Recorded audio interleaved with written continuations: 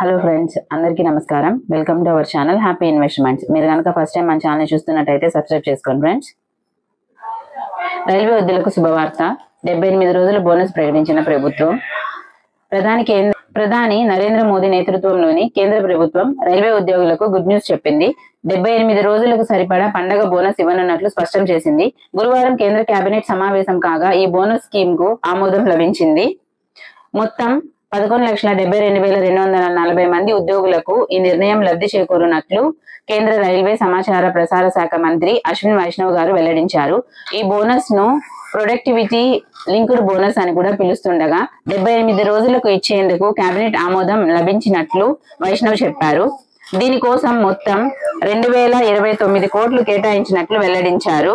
రైల్వేలో track మెయింటైనర్లు, loco పైలట్లు, station మాస్టర్లు, సూపర్వైజర్లు, technicians తో సహా వివిధ కేటగిరీల రైల్వే సిబ్బందికి ఆర్థిక ప్రోత్సాహాన్ని అందించే ఉద్దేశంతో ఈ బోనస్ నిర్ణయాన్ని తీసుకున్నట్లు కేంద్ర మంత్రి అశ్విన్ వైష్ణవ్ గారు తెలిపారు. ఈ బోనస్ పొందే ఉద్యోగుల్లో వివిధ కేటగిరీల నాన్ గెజిటెడ్ రైల్వే సిబ్బంది ఉంటారు. వీరిలో ట్రాక్ మెయింటైనర్లు, లోకో పైలట్లు, రైల్ మేనేజర్లు, స్టేషన్ మాస్టర్లు, ఇతర సాంకేతిక సిబ్బంది, మంత్రిత్వ శాఖ ఉద్యోగులు ఉంటారు. రైల్వే ఉద్యోగులకు ఇప్పుడు కనీస జీతం 18,000 కాగా బోనస్ మొత్తాన్ని 7,000 జీతం ఆధారంగా లెక్కించారు. అంటే ఉద్యోగులకు వచ్చే జీతం పెరిగినా బోనస్ మాత్రం పెరగలేదు.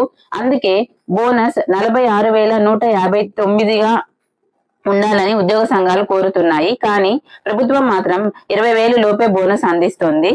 అయితే రైల్వే ఉద్యోగ సంఘాలు మాత్రం తమకు ప్రభుత్వం మరింత బోనస్ ఇవ్వాలని కోరుతున్నారు. ప్రభుత్వం ఉద్యోగుల జీతాల ఆధారంగా కాకుండా 7వ వేతన సంఘాల జీతాల ఆధారంగా బోనస్ ఇవ్వాలని కోరుతున్నారు. ఈ విషయంలో సోషల్ మీడియాలో కూడా ప్రచారం చేస్తున్నారు. కానీ ప్రభుత్వం మాత్రం వారిని నిరాశపరిచింది. Thank you for watching friends. మీకు ఈ వీడియో కనుక ఇన్ఫర్మేటివ్ అనిపిస్తే లైక్ చేయండి, షేర్ చేయండి, సబ్స్క్రైబ్ చేసుకోండి. Thank you.